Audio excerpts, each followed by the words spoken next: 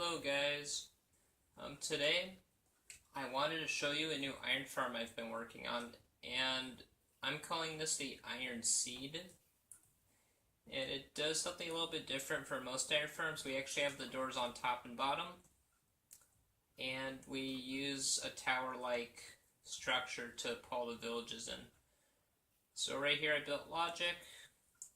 I will have to change the logic because this farm actually can expand out. I'm thinking 20 villages or more, lengthwise. I think it all depends on how far the villager can see the doors, so that's as far as you'll go. Alright, so, yep, right now it's just doing a very precise thing right here. See, it's super precise. And it first sets the village in here, and also it's going to pull the village from the bottom here in a second. Or it probably just did. Yep, it just did. So yeah, we pull the villages, we connect them to these doors, and then what we do from here is we, it's actually, I think it's all, yeah, it's going to do this part. So it's going to go ahead and set these doors next, which it has. Awesome. And I believe it has. Yeah, it did. Just looks weird as all. Anyways, what it's gonna do is once it's done, it's gonna wait for these two villages up and on the top and bottom to disconnect, and that allows it to set in properly. And after that, it resets the process. So yeah, really cool. So it just disconnected that, and in a couple seconds, this will go bye-bye too. Alright, little buddy. There you go, and that's how we stack it. Now, a better way to stack this is basically to have the thing go from right to left and this from left to right, and then you can make a smaller spawn pad. But for this small farm, we decided to do this, or, yeah, I was working with my friend. I won't specify who he is because he doesn't like to do that. But anyways, I used some knowledge I had from the past to make this, so it's really cool. I haven't done an iron farm like this in a while, and I'm probably going to use it from now on if it works the way I want it to. So yeah, I really am happy to have built this thing.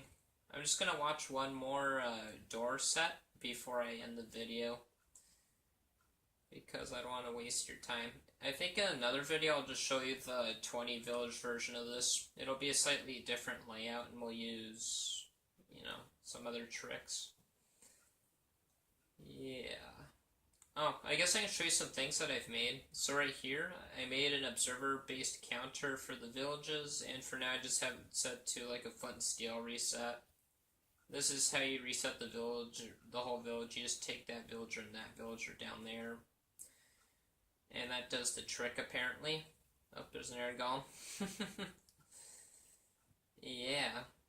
Now, this does remind me of a design. I actually kind of got the idea from Nuklaw's Iron Farm, but I made the doors closer, and that's pretty much it.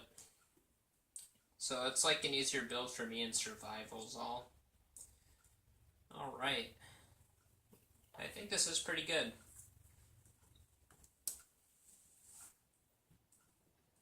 Yep, right now it's setting in the next village. And that's pretty much it. It is a little bit different from what you're normally used to seeing, because normally in the iron farms you want to disconnect this after you've connected that. But we actually leave it instead for this design. And also there's only 4 doors instead of having a bunch of doors at the end there, which is very different, but that's just how I had to make the door layout work. And actually the way I personally figured out the door layout is just by placing the doors in certain areas over and over until I got the right positionings. Up there we go, we got another village. Oh yeah, also I did realize that I've had to have villagers on the same level as the iron golems, so. Yep, hey buddy. Alright, I think that's it. If you want a tutorial, just put in the description, I can make it pretty easily. Like, I can remember every place, so it's that easy. Okay, cheers.